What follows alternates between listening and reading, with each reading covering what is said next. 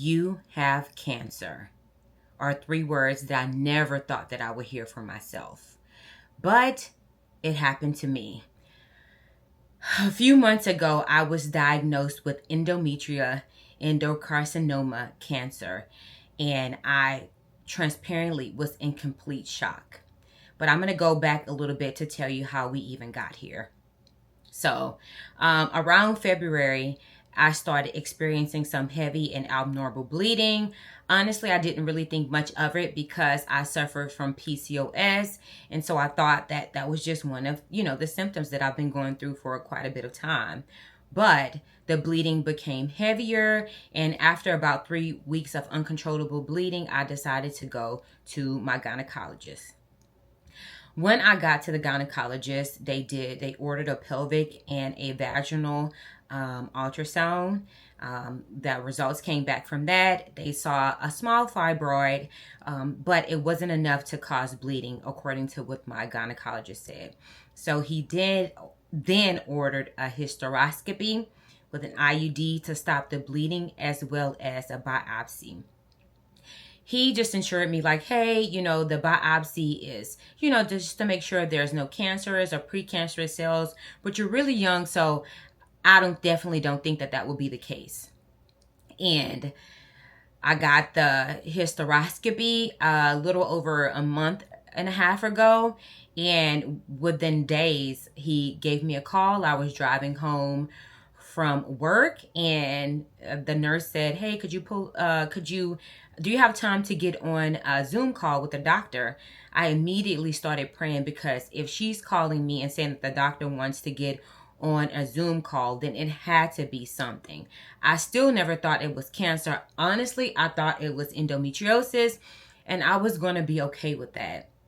When I pulled over, the doctor looked at me, and I immediately knew that it was something more serious than that. I can just see the look on his face. And that's when he told me that I had endometrial cancer. He assured me that this is one of the most treatable cancers, and the next step was to get a hysterectomy.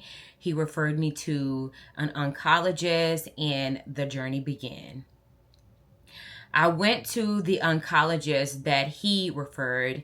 I went with my friend Stacy. She was there with me throughout this whole process, and I just didn't have a great feeling about this oncologist, because I felt like there wasn't enough urgency behind him and me getting the surgery that I needed.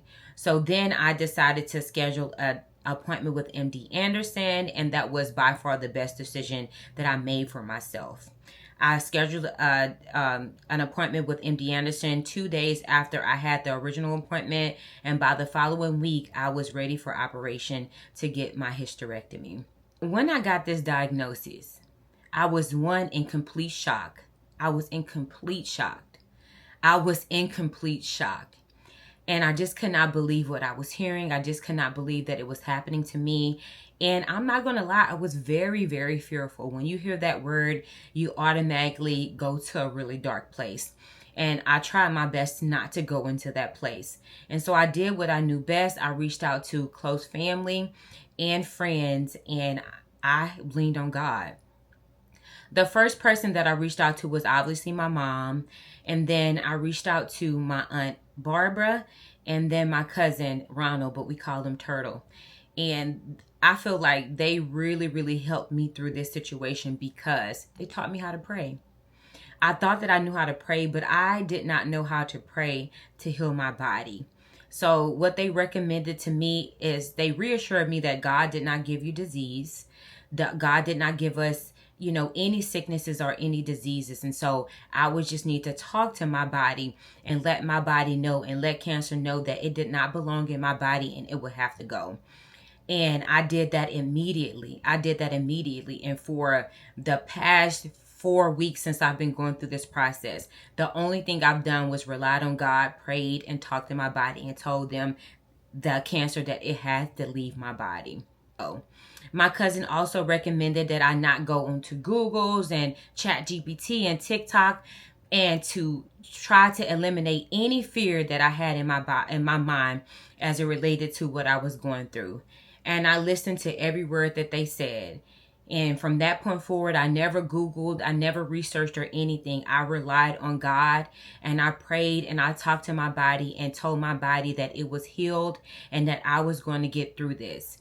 The whole time, after the first 2 days that I used to Google and to try and research on my own, I left that completely behind, and I decided to rely completely on Jesus, and my faith got me through this entire process, and it is still getting me through.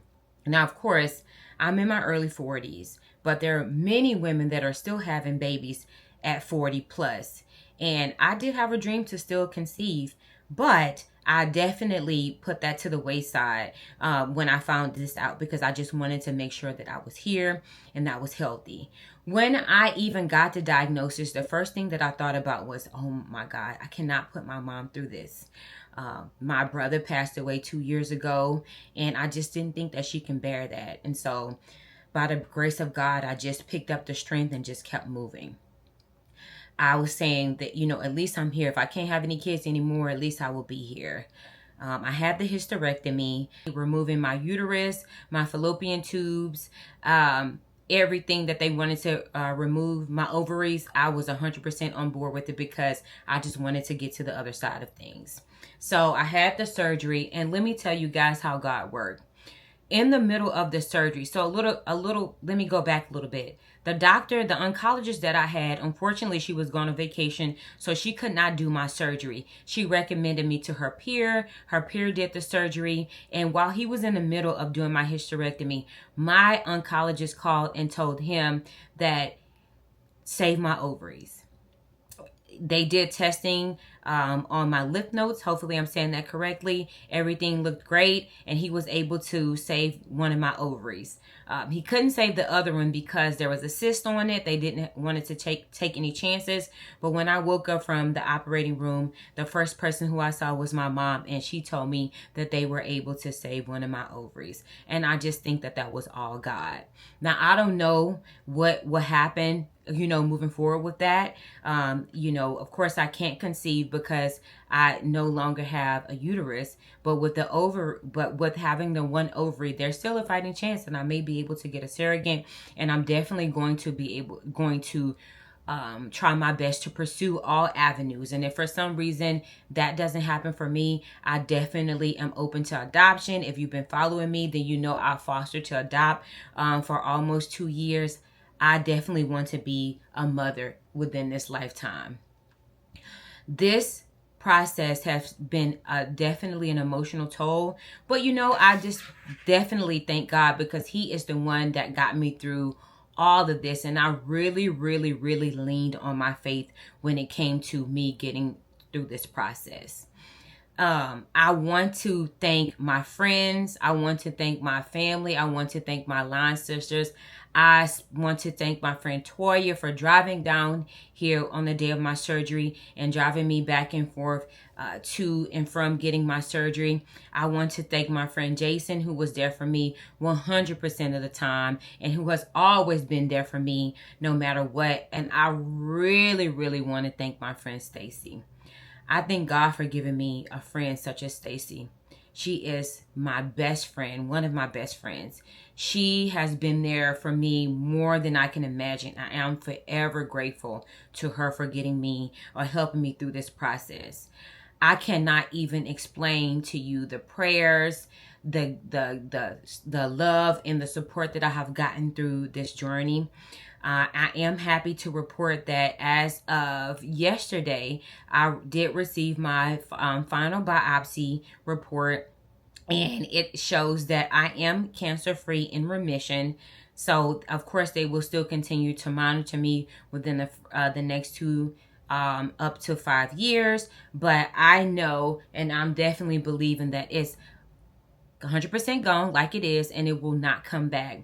I want to thank God. I really want to thank God for getting me through this process. I will go into more details, and I will answer any questions that anyone has for me. Just put it in the comments. I am still completely overwhelmed with this information. I am going to continue to take you guys along through this journey. I do have hopes of going through the fertility journey, and so I will take you guys through that journey as well. And yeah, I have a meal train set up for anybody who wants to help donate to this cause. And I love you all. I'm so happy to be back, and see you guys soon.